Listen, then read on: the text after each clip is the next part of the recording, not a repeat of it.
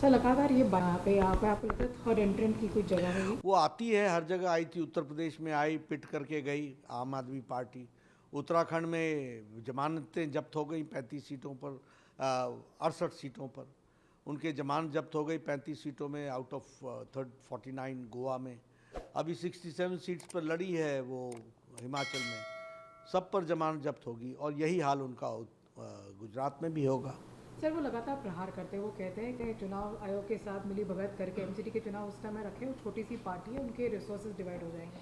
ऐसा है कि ये नहीं होता कि चित भी तुम्हारी पट भी तुम्हारी।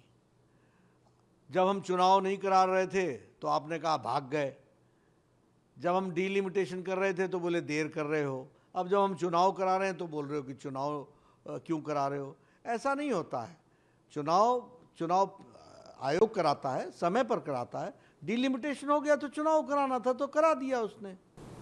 सर जिस तरह की वारदात एक के बाद जो सत्येंद्र जैन को लेके खिलासे आ रहे हैं, वो शॉकिंग ही नहीं, बहुत कहते हैं बहुत ही अपॉलिंग है जिस तरह के खिलासे। नहीं, शॉकिंग तो है ही, लेकिन ये आम आदमी पार्टी का चेहरा, चाल चरित्र चेहरा इसको बताता है कि किस तरीके की स्थिति है।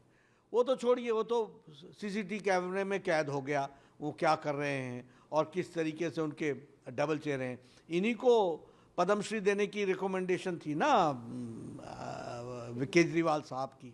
तो ऐसी जो रिकमेंडेशन करने वालों के हाथ में अगर सत्ता आए तो क्या करेंगे भगवान भरोसे।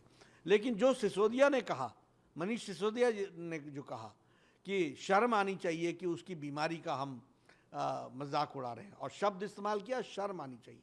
शर्म तो उन्हें आनी चाहिए कि उन्होंने एक थेरेपिस्ट के नाम पर रेपिस्ट से मसाज करवाते हुए फोटो को लोगों के सामने गुमराह करने की कोशिश की है।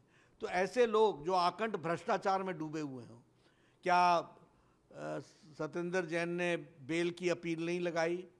क्यों नहीं मिल रही है बेल? क्या दिक्कत है? क्या लॉयर्स कम पड़ रहे हैं? ऐसा नहीं है।